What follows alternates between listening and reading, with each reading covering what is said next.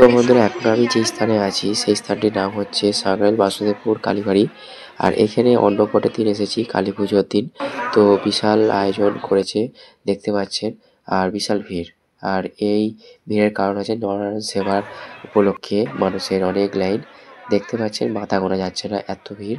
খিচুড়ি খাওয়ানো হচ্ছে, খিচুড়ি তরকারি চাটনি পাঁপড়। তো খুব ভিড়, আমিও প্রায় লাইন দেবো এবারে বন্ধুরা।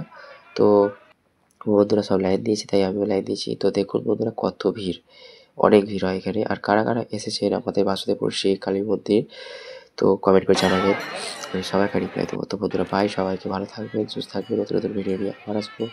ততক্ষণের জন্য বাই। আর সবাই বলো জয় মা কালী।